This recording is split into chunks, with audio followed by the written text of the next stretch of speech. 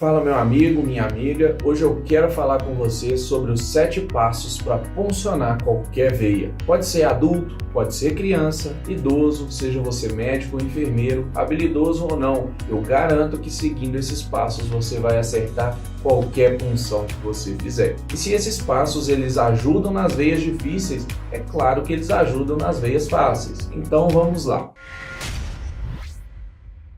O primeiro passo para realizar uma boa punção é você fazer a tração da pele. Independente do local que você vai puncionar, tracionar é fundamental. Isso estabiliza o local e isso evita que a veia fique solta no subcutâneo do paciente. Me diz aí se você já não viu alguém que perde a punção e coloca a culpa na veia, falando que é uma veia bailarina. Estourei a veia, mas era uma veia bailarina, então não tem problema não. Realmente, não é incomum que a veia fique dançando na ponta da agulha quando a gente vai perfurar o vaso. Especialmente naqueles pacientes idosos que têm a pele mais flácida, isso acontece bastante. E para evitar isso, é que você vai fazer a tração da pele, porque aí a veia vai ficar parada enquanto a sua agulha perfura a parede dela. O segundo passo é a empunhadura. Utilizar a empunhadura adequada é fundamental. Empunhadura é a forma que você segura o dispositivo, seja gelco, seja o scalp, seja uma agulha comum. Você precisa segurar de maneira firme,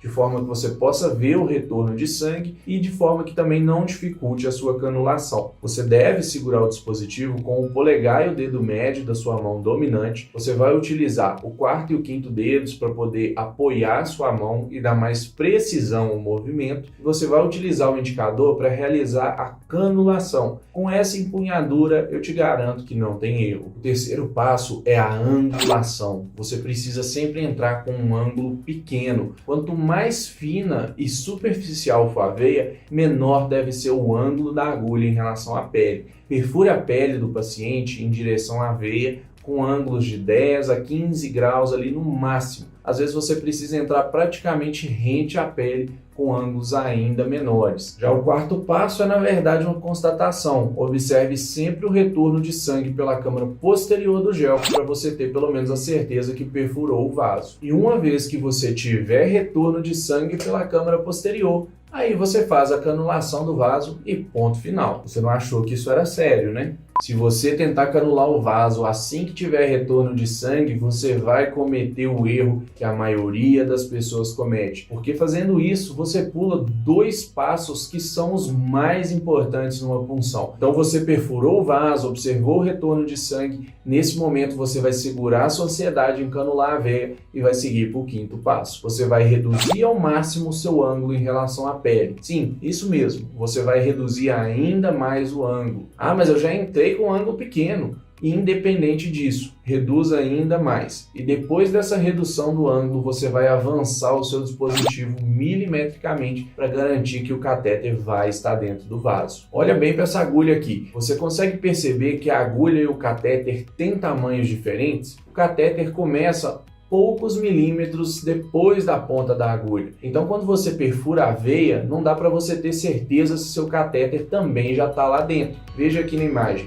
Pode ser que a sua agulha tenha furado a parede da veia, mas o catéter ainda não, porque ele está um pouco atrás. Nesse caso, se você tentar canular, vai dar muito errado. E é para garantir que o catéter fique dentro da veia antes de você fazer o último passo, que você vai realizar esse pequeno avanço milimétrico. Com esse avanço, você garante que o catéter estará dentro do vaso e o sucesso na punção é certo. Você pode me perguntar, mas quantos milímetros eu vou progredir? Como que eu vou contar isso? Pessoal, obviamente, isso é uma questão de sensibilidade que você adquire praticando. Você não conta quantos milímetros progrediu. A dica que eu posso te dar aqui é que quanto mais calibroso é o gelco, maior é a distância entre a ponta da agulha e a ponta do catéter. Veja só esse exemplo. Aqui nós temos um catéter 14G, que é o mais calibroso, e um catéter 20G. Perceba que no catéter 14, nós temos um bisel muito maior do que no catéter 20. Então, no catéter 14, você avança mais do que no 20. E quanto vai avançar é uma sensibilidade que você aprende com o passar do tempo. Eu costumo dizer que você tem que dar um pequeno empurrãozinho depois que você reduzir o ângulo do gel. E depois desse empurrãozinho, aí sim você vai canular a sua veia e fazer a infusão sem nenhum problema. Então, guarde esses 7 passos com você: tração de pele, empunhadura otimizada, ângulo pequeno, retorno de sangue, elevação do bisel, angulação do dispositivo e canulação. Seguindo esses passos, não há veia que será difícil para você. Então, se você gostou desse conteúdo, segue a gente nas nossas redes sociais. Um abraço e se cuidem!